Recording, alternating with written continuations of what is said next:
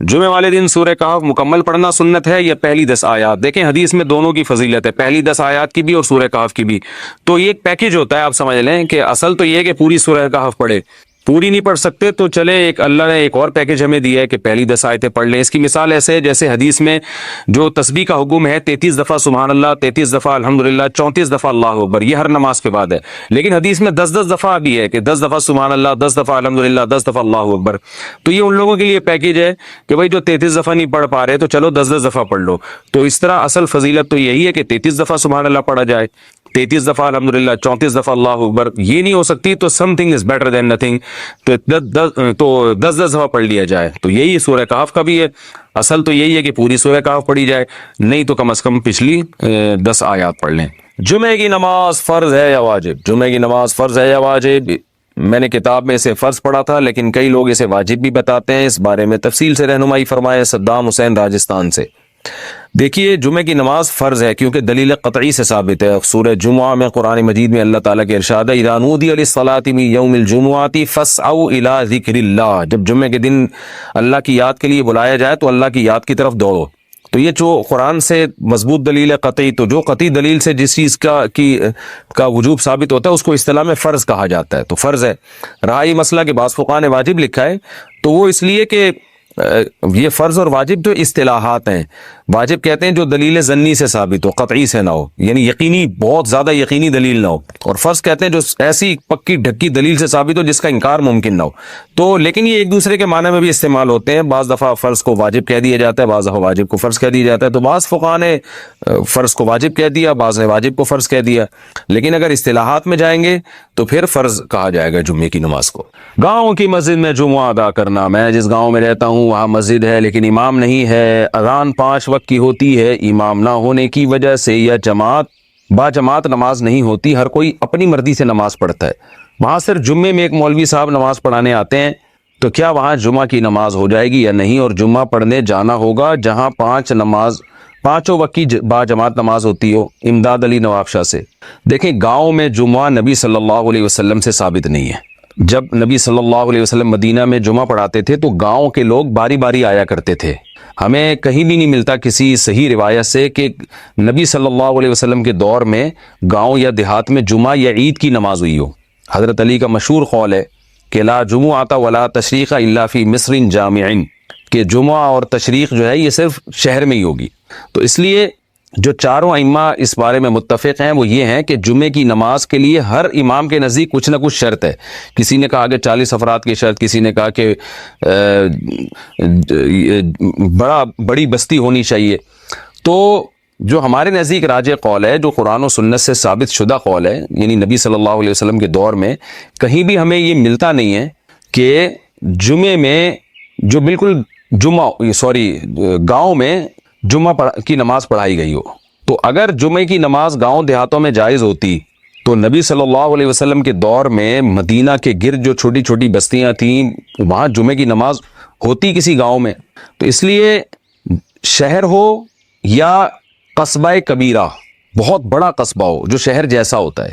اچھا شہر کی ڈیفینیشن کیا ہے؟ عرف میں جس کو شہر سمجھا جائے، تو یعنی جس میں 2 رویا دکانیں ہوں، ہسپتال ہوں، تھانہ ہو، یہ تمام جو شہر کے لوازمات ہیں وہ جس جگہ پہ پائے جائیں گے اس کو شہر کہا جائے گا۔ جس جگہ یہ نہیں ہوں گے، وہ جو دور دراز علاقوں میں چند لوگوں کا ایک جتھا رہتا ہے، اس کو شہر نہیں کہتے۔ تو یہ عرف سے چینج بھی ہو سکتا ہے۔ تو اس لیے اگر آپ جس علاقے میں رہتے ہیں وہ واقعی گاؤں ہیں، قصبہ کبیرہ بھی نہیں ہے، بڑی بستی بھی نہیں ہے اور شہر بھی نہیں ہے، تو پھر جمعے کی نماز وہاں پر درست نہیں ہے۔ ہوتا ہے سورہ کہف میں بہت سارے واقعات بیان ہوئے۔ اصحاب کہف کا واقعہ سب سے پہلے بیان ہوا کہ انہوں نے کیسی اللہ کے لیے قربانی دی، پھر اللہ تعالیٰ نے خضر علیہ السلام کا واقعہ بیان کیا، ذوالقرنین کا واقعہ بیان کیا۔ یہ سارے نیک بندوں کے واقعات تھے۔ اب ایک خلاصہ بیان کیا جا رہا ہے کہ ان سب کا حاصل کیا ہے کہ اچھا عمل کرو اور برائی سے بچو۔ اور اس میں سب سے بڑی رکاوٹ تھی مشرکین کے غلط عقیدے، وہ اچھے عمل کو شرک کو اچھا عمل سمجھتے تھے، تو اس کی نفی کی گئی ہے کہ اچھا عمل وہ ہے جس کو اللہ اچھا کہے۔ تو پورے رکوع میں یہی ہے کہ اگر ابھی بھی نہیں مانتے تو پھر آخرت میں تمہارے لیے جہنم کی آگ ہے، کیونکہ ان سب واقعات کا اور ان سب باتوں کا حاصل خلاصہ یہی ہے کہ عمل اچھا کرو، آخرت پر یقین کرو، توحید کا مذہب اختیار کرو اور نیک اعمال اختیار کرو، ورنہ تمہارے لیے جہنم کی آگ ہے۔ تو اللہ تعالیٰ فرماتے ہیں افحسب الذین کفروا ان یتخذوا عبادی من دونی اولیاء، کیا وہ لوگ جو کافر ہیں انہوں نے یہ گمان کر رکھا ہے کہ وہ ٹھہرا لے مجھے چھوڑ کر، میرے بندوں کو ٹھہرا لے مجھے چھوڑ کر اپنا دوست. یعنی اس تفصیل جو ہم نے سورہ کہف میں بیان کی ہے اس کے بعد بھی یہ گمان کر رکھا ہے کہ یہ کوئی ٹھیک عمل ہوگا کہ ذوالقرنین کو فتح دینے والا اللہ، خضر علیہ السلام کے پاس موسیٰ علیہ السلام کو بھیجنے والے اللہ، پھر تکوینی امور خضر علیہ السلام کے ذریعے کیسے کیسے کام اللہ کر رہا ہے، پھر اصحاب کہف کو کیسے اللہ نے بچایا، اور اللہ نے اپنی کتنی قدرت اور نعمت و باغ والوں کا واقعہ اللہ نے بیان کیا کہ اللہ پر اعتماد نہیں کیا، توکل نہیں کیا، کیسے ان کا باغ ہلاک ہو گیا. تو ان سب باتوں کے بعد پھر یاجوج ماجوج کا اللہ نے بیان کیا. تو ان سب باتوں کے بعد بھی کیا تم یہ سمجھتے ہو کہ یہ کوئی مناسب کام ہے کہ تم میرے بندوں کو، یہ جو میرے غلام ہیں ان کو معبود بنا لو؟ غلام کبھی معبود ہو سکتا ہے؟ یعنی اولیاء یہاں دوست سے مراد ہے ان کو معبود بنا لینا. انا اعتدنا جہنم للکافرین نزلا، ایسے کافروں کے لیے تو ہم نے جہنم تیار کر کے رکھی ہے، نزلا بطور مہمانی کے. یہ تحکم کہتے ہیں اس کو، یعنی اس کو مہمانی تو نہیں ہے حقیقت میں، لیکن جب آپ کسی کو بڑی شدید وعید سناتے ہیں تو آپ یہی کہتے ہیں کہ تو آ میں تیرا اکرام کروں گا زہر کے ذریعے. تو وہاں اکرام کا لفظ ایک مجازن استعمال کیا جاتا ہے، اور اس کو بیان کرنے کے لیے کہ یہ جیسے اکرام میں پورا اہتمام کیا جاتا ہے نا، تو تجھے مارنے کا بھی ہم نے پورا اہتمام کیا ہے. تو مجازن اس کو مہمان نوازی سے تعبیر کیا جاتا ہے، دعوت سے تعبیر کیا جاتا ہے. آگے اللہ فرماتے ہیں قل هل ننبئکم بالاخسرین اعمالا، کیا ہم تمہیں ان لوگوں کو نہ بتائیں جو خسارے کے اعتبار سے بہت بڑے خسارے والے ہیں. بہت بڑے خسارے والا اس لیے کہا کہ دو قسم کے لوگ خسارے میں ہوتے ہیں. ایک وہ جو برا عمل کریں اور اس کو برا سمجھ کے کریں، ان کو پتا ہے کہ ہمیں سزا ملے گی اس کی، اور سزا ملتی ہے، اللہ تعالیٰ ہم سب کو محفوظ رکھے. دوسرا وہ لوگ ہیں جو برا عمل کر رہے ہیں لیکن یہ سمجھ کے کر رہے ہیں کہ یہ اچھا ہے، تو وہ امیدیں لگا کے بیٹھے ہوتے ہیں کہ اس کا ہمیں بہت فائدہ ہوگا. تو یہ زیادہ خسارے والے لوگ ہیں، کیونکہ ان کی تو امیدوں میں بالکل پانی پھر جائے گا. ان کے ساتھ تو وہ ہوگا جن کی ان کو توقع ہی نہیں تھی. ایک آدمی امتحان کی تیاری ہی نہیں کرتا، ایک طالب علم، ایک اسٹوڈنٹ تیاری ہی نہیں کرتا، اسے پتا ہے میں نے فیل ہونا ہے، لیکن ایک تیاری کر رہا ہے فزکس کی، حالانکہ پیپر جو ہے میتھ کا آنے والا ہے. تو جب اس کے سامنے پیپر آئے گا تو اس نے تو اتنی محنت کی ہوگی فزکس کے لیے، اور پتا چلا پیپر جو ہے وہ میتھ کا ہے جس کا آپ کو پتا ہی نہیں تھا کہ تیاری نہیں کی، تو اس کا غم کتنا ہوگا. تو اللہ فرماتے ہیں آؤ ہم تمہیں بتاتے ہیں کچھ لوگ دنیا میں ایسے ہیں جو اعمال کے لحاظ سے بڑے خسارے میں ہیں. یہ وہ لوگ ہیں الذین ضل سعیہم فی الحیات الدنیا، کی دنیا کی زندگی میں ہی ان کی کوشش ضائع کر دی ہم نے، یعنی آخرت تک پہنچنے ہی دیا اس کوشش کو. وَهُمْ يَحْسَبُونَ أَنَّهُمْ يُحْسِنُونَ صُنْعًا، جبکہ وہ یہ سمجھ رہے ہیں کہ وہ بہت زیادہ اچھی کوششیں کر رہے ہیں اور خدا ان سے بہت خوش ہو رہا ہے اور ان کوششوں پہ ان کو بہت زیادہ اجر ملنے والا ہے. مشرک یہی کرتا ہے نا، بدعتی یہی کرتا ہے، کافر یہی کرتا ہے. وہ چند چیزوں کو ٹھیک کر کے سمجھتا ہے کہ میں ہمیشہ کے لیے کامیاب ہوں، حالانکہ وہ سب ضائع ہو رہی ہے، برباد ہو رہی ہیں، کیونکہ توحید کے بغیر اور وہ اعمال جن کو اللہ اس کے رسول نے اچھا کہا ہو، تو اللہ رسول سے پوچھے بغیر اگر کوئی عمل آپ کرتے ہیں تو آپ کی نظر میں اچھا ہے، وہ اللہ کی نظر میں اچھا نہیں، وہ ضائع ہو رہا ہے. تو فرمایا کہ اولئک الذین کفروا بآیات ربہم، یہ لوگ ہیں جنہوں نے اپنے رب کی آیات کا انکار کیا. تو جو اپنے رب کی آیات کا انکار کرتا ہے وہ عمل کتنا ہی اچھا کر رہا ہو، اس بیچارے کو یہ پتہ نہیں ہے کہ اس کا یہ عمل ضائع ہو رہا ہے، دنیا میں ختم ہو جائے گا. ولقائہ، اور یہ وہ لوگ ہیں جنہوں نے اپنے رب کی ملاقات کا انکار کیا. کسی کا اگر یہ عقیدہ نہیں ہے کہ قیامت قائم ہوگی، مجھے میرے اعمال کا حساب و کتاب دینا پڑے گا، تو قرآن سے پتہ چلتا ہے وہ کتنا ہی اچھا عمل کر لے، ساری انسانیت کو کھلائے، خدمت کرے اور دنیا کو امن سے بھر دے، لیکن اللہ کہتے ہیں کہ میری نظر میں اس کے عمل کی کوئی ویلیو نہیں ہے، کیونکہ اس نے میری باتوں پہ یقین نہیں کیا، اس کو اہمیت ہی نہیں دی. جیسے کہ آگے اس کی اور ڈیٹیل آ رہی ہے. فَحَبِطَتْ أَعْمَالُهُمْ، اللہ فرماتے ہیں ان کے اعمال برباد ہو گئے. فَلَا نُقِيمُ لَهُمْ يَوْمَ الْقِيَامَةِ وَزْنًا، ہم قیامت کے دن ان کے عمل کے لیے وزن نہیں قائم کریں گے. وزن کا مطلب اس کو وزن دیں گے ہی نہیں، اس کو ویلیو نہیں دیں گے. تو عمل تو ہوگا ان کے پاس، کیونکہ آخرت میں تو سب کچھ سامنے آئے گا، اچھا عمل بھی برا عمل بھی، لیکن اس کے عمل کو وزن نہیں، کیونکہ وزن کے لیے ضروری ہے ایمان اور اخلاص. ایک آدمی ریاکاری کے ساتھ بہت اچھا عمل کرتا ہے، کروڑوں انسانوں کو کھانا کھلاتا ہے، بھوکوں کو زندگی دیتا ہے، لیکن اس کا مقصد اللہ کی رضا نہیں ہے، تو عمل کی کوالٹی کے لحاظ سے تو بہت، کوانٹٹی کے لحاظ سے تو بہت ہے، کوالٹی کے لحاظ سے اس میں وہ زیرو ہے. لیکن ایک آدمی آدھی کھجور دیتا ہے، نیت اللہ کو راضی کرنا ہے، تو اس آدھی کھجور کے صدقے میں بھی اللہ تعالیٰ بہت وزن ڈال دیں گے. تو اخلاص سے اور ایمان، ان دو چیزوں سے عمل میں وزن پیدا ہوتا ہے. تو اللہ کہتے ہیں ہم ان کے عمل کو قیامت کے دن وزن نہیں دیں گے. ذالک جزاؤہم جہنم، اور یہ ان کی جزا جہنم ہے، ان کو بتا کے دکھا کے کہا جائے گا بما کفروا، اس لیے کہ تم نے بہت بڑا جرم کیا تھا، تم نے خدا کا انکار کیا تھا۔ اب تم انسانیت کی خدمت کر کے یا لوگوں سے خوش اخلاقی سے پیش آ کے تم سمجھتے ہو کہ اچھا عمل کر رہے ہو، تو ٹھیک ہے اچھا عمل ہے، لیکن اس کے ساتھ ایک بہت برا جرم تو تم نے کیا نا، اپنے بنانے والے کا تم نے انکار کیا۔ وَاتَّخَذُوا آیَاتِي وَرُسُلِي هُزُوًا، اور میری آیات اور میرے پیغمبروں کو مذاق بنا لیا۔ مذاق کا مطلب سیریس نہیں لیا ان کو۔ ہزوا یہ سنجیدگی جو ہے نا، جب ہم کوئی کام سنجیدگی سے کرتے ہیں اس کے اپوزٹ ہے یہ کہ ہزو، تو ہزل بھی اسی معنی میں آتا ہے، اور ہزوا کا معنی میں ذرا توہین کا عنصر زیادہ ہے کہ سیریس نہیں لیا اور اس کو بالکل اگنور کیا، اس کی کوئی ویلیو ہی نہیں دی تم نے اس کو، تو استہزاء اسے کہتے ہیں۔ ہزوا استہزاء ایک ہی مفہوم ہے ان کا۔ تو آپ دیکھ لینا آج بڑے ایجوکیٹڈ پڑھے لکھے لوگ جو بڑی انسانیت کی خدمت کر رہے ہیں، ان کو جب کہا جائے اس کائنات کو کسی نے بنایا ہے، اس کے کیا حکام ہے، تو کہتے ہیں یار یہ مذہبی لوگوں کی باتیں ہیں، مذہب کے چکر میں نہیں پڑتے۔ تو آپ کیوں نہیں پڑھ رہے مذہب کے چکر میں؟ مذہب آپ کو بنانے والے کا انٹروڈکشن کروا رہا ہے، کریٹر کے بارے میں بتا رہا ہے کہ تم پانی کے قطرے سے پیدا کیا ہے، یہ ایسے ہی تھوڑی ہو گیا خود بخود، اور یہ سارا نظام چل رہا ہے، تم لذتوں سے لطف اندوز ہو رہے ہو، یہ کسی نے کیا ہے تمہارے لیے۔ لیکن لبرل لوگوں کو کوئی توجہ ہی نہیں ہوتی، ان کی نظر میں دنیا کا سب سے بور ترین ٹاپک وہ مذہب ہے، ہر چیز میں دلچسپی لیں گے، خدا سے ان کو کچھ بیر ہے، نہ خدا کا ذکر سنیں گے نہ خدا کا ذکر کریں گے۔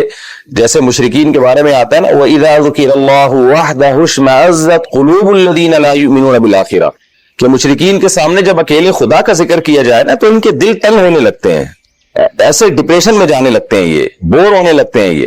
تو آج بھی آپ دیکھ لیں جو ہمارا ایجوکیٹڈ طبقہ جو مذہب سے دور ہے، اور دولت اللہ نے اس کو دی ہے، وسائل دی ہیں، ٹھیک ہے انسانیت کی خدمت کر رہا ہوگا وہ، لیکن جب اس کے سامنے خدا کا تذکرہ کیا جائے تو ان کے دل بھی تنگ ہونے لگتے ہیں، بور ہونے لگتے ہیں وہ کہ کوئی اور ٹاپک چھیڑو، اس سے کیا فائدہ ہمیں۔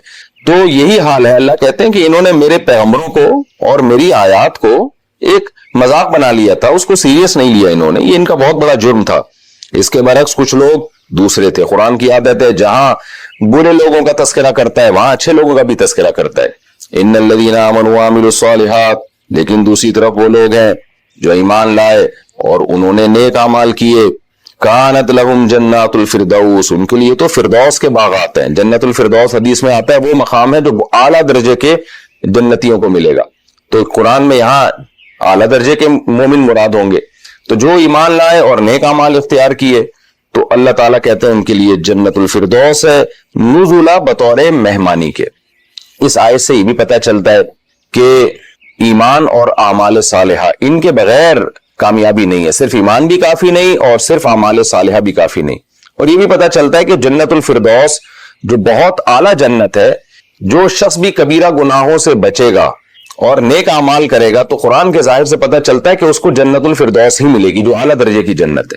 اور جو کم درجے کی جنت ہے شاید پھر وہ گناہگار مسلمانوں کے لیے ہو کہ جن کو کسی سفارش کی وجہ سے ان کے گناہ معاف ہو جائیں، یا وہ کہ اپنی سزا جہنم میں بھگتنے کے بعد جہنم سے نکلیں۔ تو بظاہر ایسا لگتا ہے کہ جنت الفردوس عام مسلمانوں کے لیے جو کبیرہ گناہوں سے بچتے ہیں، اور اس سے نیچے کی جنت ان لوگوں کے لیے جن سے گناہ ہو گیا تو کسی کی شفاعت کی وجہ سے قیامت کے دن بخشش ہو گئی، یا جہنم میں سزا کھانے کے بعد پھر وہ جنت میں جائیں گے۔ واللہ اعلم۔ فرمایا خالدین فیہا، یہ اس جنت میں ہمیشہ رہیں گے، لا یبغون عنہا حولا، اور کبھی بھی نہیں چاہیں گے کہ یہ جنت سے نکلیں۔ یعنی اتنی خوبصورت اتنی پیاری جنت ہوگی کہ بور نہیں ہوں گے وہاں پہ۔ آپ کو پتہ ہے انسان کو کیسی ہی لگژری لائف دے دی جائے، ایک وقت کے بعد وہ اس لائف سے تھکتا ہے، وہ چاہتا ہے اس سے کچھ آگے کا ملے مجھے۔ ہم نے دیکھا ہے مالداروں کے پاس گاڑیاں آتی ہیں، بڑی بڑی گاڑیاں، پھر وہ کچھ وقت کے بعد اس گاڑی کو چینج کرنے کا سوچتا ہے، یار اس کو بیچو دوسری لو۔ موبائل آپ دیکھ لیں نا، نیا جیسی ورژن آتا ہے پرانا والا برا لگنے لگتا ہے مالداروں کو، کہتے ہیں نیا موبائل آنا چاہیے۔ تو انسان کی طبیعت میں ہے کہ وہ بہت جلدی اکتا جاتا ہے، تو اللہ کہتا ہے وہ جنت اتنی خوبصورت ہوگی کہ اکتائے گا نہیں، وہ نہیں چاہے گا کہ نہیں اللہ یہ والی جنت سے نکال کے کسی اور جنت میں بھیج دے مجھے، نہ نہ نہ، لا یبغون عنہا حولا، وہ اس سے دور ہونا ہی نہیں چاہیں گے۔ قل لو کان البحر مدادا لکلمات ربی، اب اللہ کہتے ہیں کہ یہ جو دنیا پرس لوگ اللہ کا نام آتے ہی ان کے دل تنگ ہونا شروع ہو جاتے ہیں، یہ اللہ کو ویلیو نہیں دیتے۔ جب اللہ کو نہیں دیتے تو ظاہر ہے اس کی نشانیاں اور اس کے پیغمبروں کو بھی ویلیو نہیں دیتے۔ تو اللہ اپنی ویلیو بتا رہا ہے کہ اللہ وہ ذات ہے کہ اگر تم اس کی تعریف میں لکھنا شروع کرو اور یہ جو سمندر کا پانی ہے یہ سیاہی ہو اور اس سیاہی سے تم لکھنا شروع کرو, سمندر ختم ہو جائیں گے, خدا کے تعریفی کلمات ختم نہیں ہوں گے, پھر بھی خدا کا حق نہیں ادا کر سکتے. آج دیکھیں نا, کوئی گاڑی کی تعریف کرتا ہے, فوراً ہمارا دل چاہتا ہے یہ گاڑی کاش میرے پاس ہوتی. کوئی کسی کے حسن و جمال کی تعریف کرے گا تو انسان کا دل چاہتا ہے کاش میرا اس سے ریلیشن ہو جاتا, میرا اس سے نکاح ہو جاتا. کوئی کسی کی پرسنالٹی کی بات کرے گا تو انسان کی طبیعت اس کی طرف مائل ہوتی ہے. کوئی کسی خوبصورت بنگلے کی بات کرے گا, انسان کا دل چاہتا ہے کہ یہ بنگلہ مجھے مل جائے. کوئی کسی کنٹری کی بات کرے گا, بہت خوبصورت کنٹری, انسان کا دل چاہے گا کاش میں وہاں جا کے رہنا شروع کر دوں. تو تھوڑی سی تعریف میں انسان ہل جاتا ہے اور اس کو ویلیو دینا شروع کر دیتا ہے. تو اللہ کہتے ہیں یہ تم کیسے ہو کہ خدا وہ ذات ہے کہ اس کے جمال کو, اس کے کمالات کو, اس کے احسانات کو, یہ ساری چیزیں اللہ کی تعریفی کلمات ہیں. اللہ کے احسانات کے, اس نے اپنے بندوں پہ کیا کیا احسانات کیے, اللہ کے کمالات کہ اس کے کیا کیا کمالات ہیں, کیسے انڈے سے چوزا نکالتا ہے, کیسے منی کے قطرے میں آنکھ ناک کان دل دماغ جگر بنا دیتا ہے, اور اس کا جمال, اس کے حسن و جمال کو بیان کیا جائے, اس کی طاقت اور قدرت کی کتنا پاورفل ہے. یہ تمام چیزیں کسی بھی شخص, کسی بھی ذات کی تعریفی کلمات کہلاتے ہیں. تو اللہ کہتے ہیں کہ اے نبی آپ ان کو بتا دیجئے میرا رب وہ ذات ہے کہ سمندروں کی سیاہی سے میرے رب کی تعریف میں کلمات اگر تم لکھنا شروع کرو, لنفد البحر, سمندر خشک ہو جائیں گے, قبل ان تنفد کلمات ربی, اس سے پہلے کہ میرے رب کے کلمات ختم ہو, ولو جئنا بمثلہ مددا, اگر ہم اس سے جیسے اور سمندر بھی لے آئیں تو بھی لکھتے لکھتے قلم گھس جائیں گے. قرآن میں یہی مضمون سورہ لقمان میں ہے کہ ساری دنیا کے درخت اگر قلم بن جائیں تو ان درختوں سے آپ لکھنا شروع کریں تو درختوں کی لکڑی ختم ہو جائے گی اور اللہ کے تعریفی کلمات ختم نہیں ہوں گے. قل انما انا بشر مثلکم, کیا زبردست کلام ہے. آپ دیکھیں نبی کی دعوت میں کتنی کلیئرٹی ہے. آپ صلی اللہ علیہ وسلم نے فرمایا میرے رب کی تو یہ شان ہے کہ تم اس کی تعریف لکھتے رہو گے نا, اس کی قدرت, اس کی طاقت اور اس کے کمالات کو, تو سیاہی خشک ہو جائے گی, اس کے کمالات ختم نہیں ہوں گے. اور میری حالت کیا ہے, انما انا بشر مثلکم, میں تو تمہاری طرح کا ایک انسان ہوں. ہاں مجھے جو فضیلت ملی ہے وہ اس بات میں ملی ہے, یوحا الیہ, رب نے مجھے سلیکٹ کر لیا ہے کہ میرا پیغام میرے بندوں تک پہنچانا. کیسی نبی صلی اللہ علیہ وسلم کی تواضع, اور یہ تواضع بھی اللہ سکھا رہا ہے کہ اے نبی آپ میری تعریف کرنے کے بعد اپنی پوزیشن بھی واضح کریں کہ میں تمہیں اپنی طرف دعوت نہیں دے رہا, میں تمہیں اپنے کمالات تمہارے سامنے پیش نہیں کر رہا, میں تو تمہیں خدا کی طرف بلا رہا ہوں. تو میری ویلیو بھی اگر تمہاری نظر میں ہوگی تو اس خدا کی وجہ سے ہوگی. تو اصل ویلیو خدا کی پیدا کرو اپنے اندر, اور میں تمہیں اسی رب کے دین کی طرف بلا رہا ہوں, اسی خدا کی طرف بلا رہا ہوں جو ایسا قابل تعریف ہے, تو اس کی اطاعت کرو. میں تمہیں اسی کی اطاعت کی طرف اور اسی کی عبادت کی طرف بلا رہا ہوں, مجھے بھی اللہ کے ساتھ شریک مت کرو. وجہ کیا ہے, انما انا بشر مثلکم, میں بھی تمہاری طرح کا انسان ہوں. انسانوں کے لوازمات میرے ساتھ بھی وہی ہیں جو عام انسانوں کے ساتھ ہوتے ہیں. انسانوں کو بھوک لگتی ہے, انسانوں کو وہ پریشان ہوتے ہیں, انسان عاجز ہوتے ہیں, انسان اللہ کے در کے محتاج ہوتے ہیں. تو مشرکین بار بار کہتے تھے نا یہ آپ اشارہ کریں اور زمین سے چشمے جاری ہو جائیں اور درخت پیدا کر دیں اور آپ یہ کر دیں اور وہ کر دیں, آسمان پہ جا کے قرآن لے کر آئیں. تو ان سب باتوں کا جواب دیا جا رہا ہے کہ میرے رب کی جو کلمات ہیں وہ کبھی ختم نہیں ہو سکتے. میری پوزیشن میں واضح کر چکا ہوں. وہ کیا, انما انا بشر مثلکم, میں تو محض تمہاری طرح کا انسان ہوں. فرق کیا, یوحا الیہ, میری طرف وحی کی گئی ہے. اور وحی بھی کیا کی گئی ہے, رب کی تعریف کرنی ہے, خدا کی طرف لوگوں کو لانا ہے اور تمام مخلوق سے ہٹا کے خدا سے رشتہ جوڑنا ہے. وہ کیا وحی ہے, انما الہکم الہ واحد, عبادت کے لائق صرف ایک ہی الہ ہے, غلامی صرف اسی کی ہوگی, میری بھی نہیں ہوگی, میری اطاعت ہوگی, عبادت صرف خدا کی ہوگی. فمن کان یرجو لقاء ربہ, بس یہ مضمون اے نبی آپ ان کو بتا کے کہہ دیں کہ اب میری باتیں سننے کے بعد بھی کوئی شخص اپنے رب کی ملاقات کی اگر امیدیں لگا بیٹھا ہے, اس کو یقین ہو چلا ہے کہ واقعی اللہ برحق ہے, ایک خدا ہے جس کی ہمیں عبادت کرنی ہے, محمد صلی اللہ علیہ وسلم ہمیں اپنی عبادت کی طرف نہیں بلا رہے, اللہ کی عبادت کی طرف بلا رہے ہیں, اور موت کے بعد کی ایک زندگی ہے.